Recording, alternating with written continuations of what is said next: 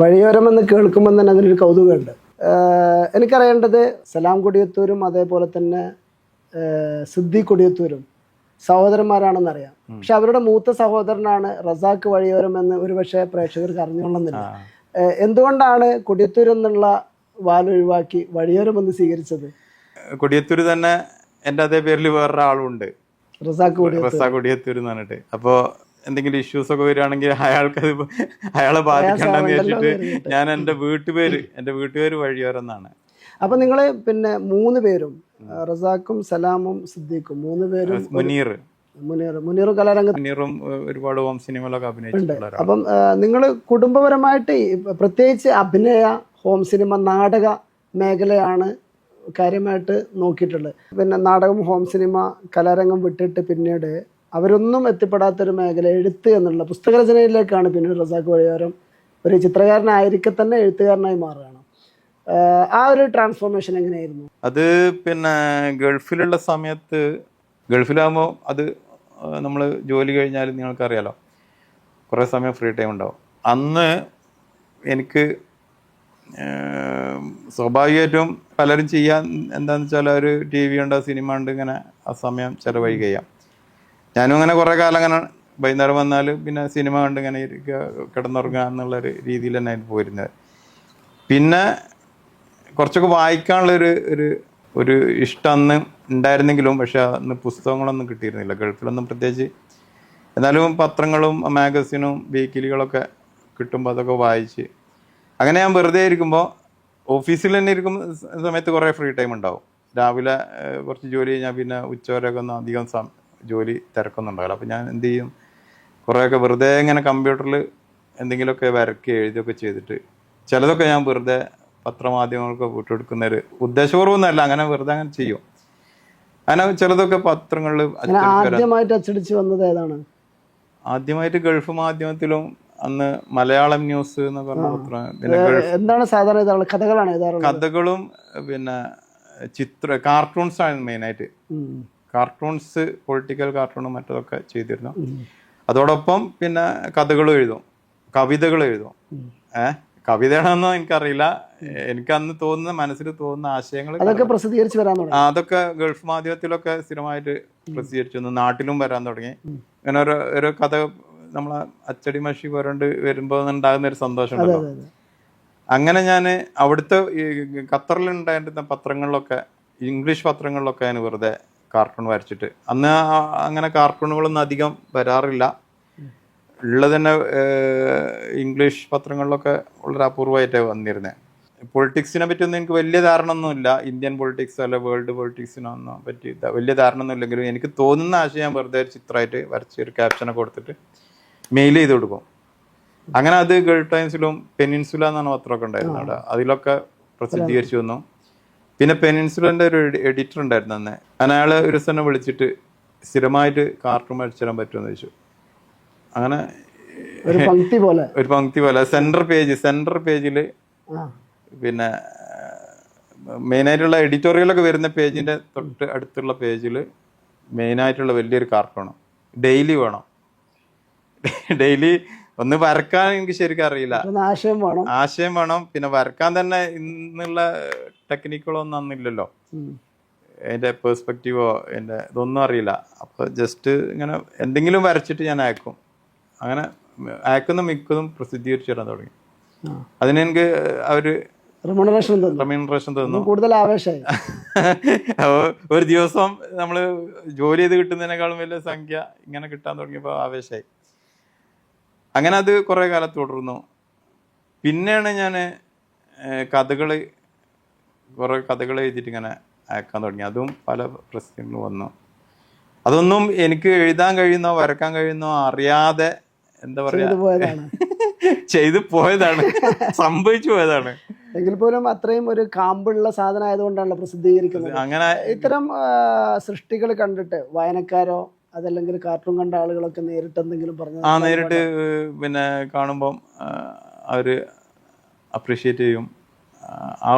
അതും വലിയൊരു മോട്ടിവേഷൻ ആയിരുന്നു. പിന്നെ ഈ പുസ്തകങ്ങൾ എഴുതുക എന്നൊക്കെ പറയുന്നത് നമ്മളെ ഭാവനയെല്ലാം അങ്ങനെ ഒരു സംഭവമല്ല, അങ്ങനെ സങ്കല്പിക്കാൻ പോലും പറ്റില്ല. കാരണം ഒരു പുസ്തകം എഴുതുക, ഒരു ഓതറാവുക എന്നൊക്കെ പറഞ്ഞാൽ നമ്മളെ ജീവിതത്തിൽ നമുക്ക് പറഞ്ഞതല്ല എന്നുള്ളത് അന്നേ മനസ്സിൽ അങ്ങനെ ഒരു സ്വയം തീരുമാനിച്ച് അങ്ങനെ ഒതുങ്ങിക്കൂടിയായിരുന്നു. എഴുതാൻ ഇപ്പോൾ ഫേസ്ബുക്കിലൊക്കെ ഗൾഫിൽ നിന്നൊക്കെ തിരിച്ചു വന്ന് കുറേ കാലം കഴിഞ്ഞ് ഫേസ്ബുക്കൊക്കെ പോപ്പുലറായി വരുന്ന സമയത്ത് തന്നെ ഫേസ്ബുക്കിൽ ഇത് എഴുതിയ ആൾക്കാർ ഇത് വായിക്കില്ലേ, വായിച്ചു കഴിഞ്ഞാൽ എന്ത് വിചാരിക്കും എന്നൊക്കെ ഉള്ളൊരു പലരെയും പോലെ എനിക്കുണ്ടായിരുന്നു. അപ്പോൾ കഥ എഴുതാനുള്ള ഒന്നും അതിൻ്റെ ടെക്നിക്കുകളൊന്നും എനിക്കറിയില്ല. പക്ഷെ എപ്പോഴോ ഏതോ ഒരു സമയത്ത് അങ്ങനെ എഴുതി പ്രസിദ്ധീകരിച്ചു. പിന്നെ അത് ആൾക്കാരത് വായനക്കാരുണ്ടായി. അങ്ങനെയാണ് ഒരിക്കൽ പഴയ കാലത്തെ ഓരോ കാര്യങ്ങളൊക്കെ ഇങ്ങനെ ഓർമ്മ വന്നപ്പോൾ അതൊക്കെയാണ്. അത് കോവിഡിൻ്റെ സമയത്ത്, കോവിഡ് ഒരുപാട് കലാകാരന്മാരെ വളർത്തിയ സമയമാണല്ലോ. അപ്പോൾ കോവിഡിൻ്റെ സമയത്ത് വീട്ടിൽ വേറൊന്നും ചെയ്യാനില്ലാതെ ഇരുന്നപ്പോൾ ഞാൻ ലാപ്ടോപ്പ് എടുത്തിട്ട് എൻ്റെ റൂമിലിരുന്നിട്ട് വെറുതെ പണ്ടത്തെ ഓരോ കാര്യങ്ങൾ ഓർമ്മകളായിട്ട് എഴുതാൻ തുടങ്ങിയതല്ല, ഓരോ കാര്യങ്ങൾ ഇങ്ങനെ പണ്ട് തന്നെ ഒരു ഡയറിയിലൊക്കെ എഴുതി വെക്കുന്ന പോലെ ഇങ്ങനെ എഴുതി വെക്കാൻ തുടങ്ങി. അപ്പോൾ രാത്രിയൊക്കെ ആയിരിക്കും എഴുതുക. രാത്രി പിന്നെ വളരെ സൈലൻ്റ് ആയിട്ടുള്ള സമയത്തൊക്കെ ഇങ്ങനെ എഴുതുന്ന സമയത്ത് പഴയ ആ കാലഘട്ടത്തിൽ ഓരോ വാക്കും എഴുതുമ്പോൾ നമ്മൾ ആ കാലഘട്ടത്തിലേക്ക് അങ്ങോട്ട് തിരിച്ചു പോകും. അപ്പോൾ ചിലതൊക്കെ എഴുതുമ്പോൾ ഞാൻ സ്വന്തമായിട്ട് ഇരുന്ന് കരഞ്ഞിട്ടുണ്ട്. കാരണം ആ കാലം നഷ്ടപ്പെട്ടു പോയല്ലോ, വളരെ നല്ലൊരു കാലം എന്നൊക്കെ ഇങ്ങനെ തോന്നിയിട്ട് കരഞ്ഞിട്ടുണ്ട്.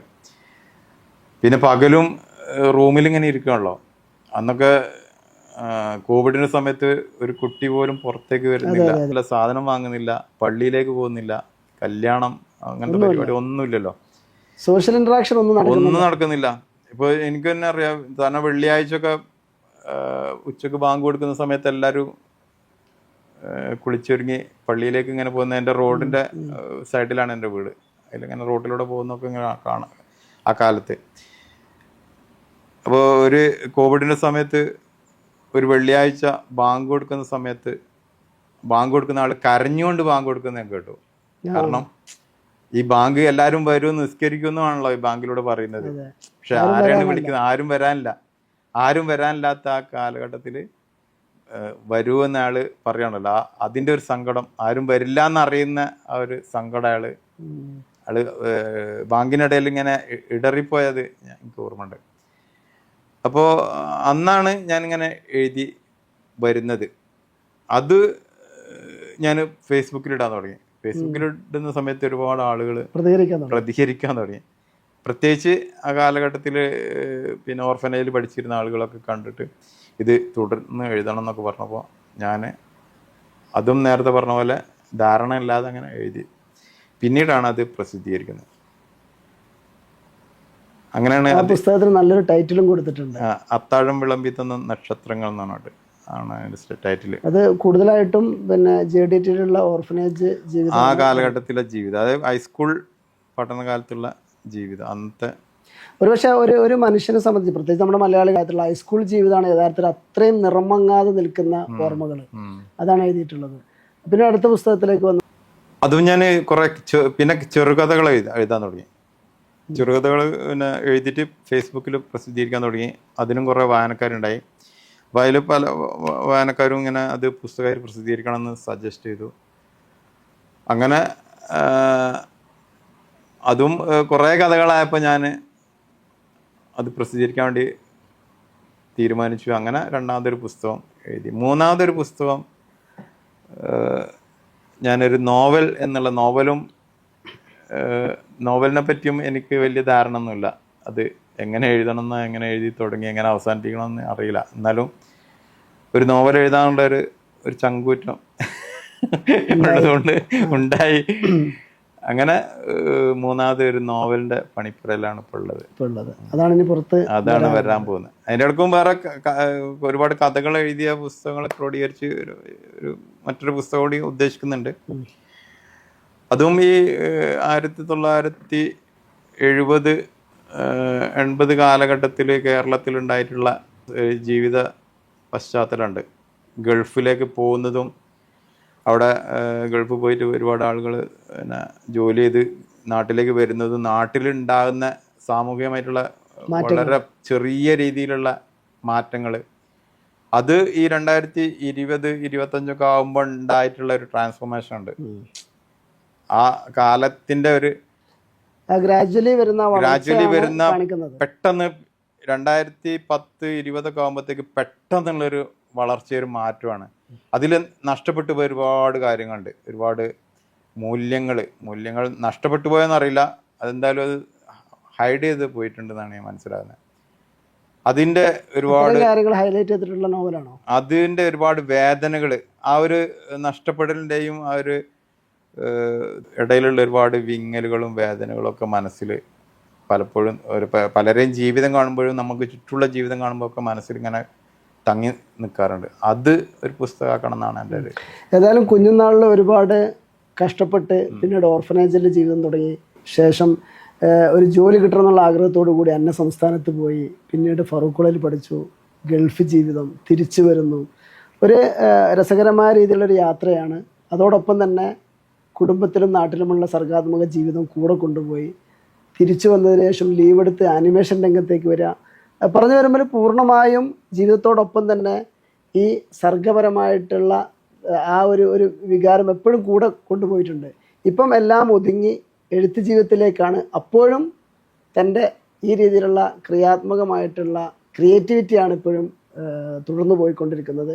എല്ലാവിധ വിജയാശംസകളും നേരെയാണ്. നന്ദി, നമസ്കാരം.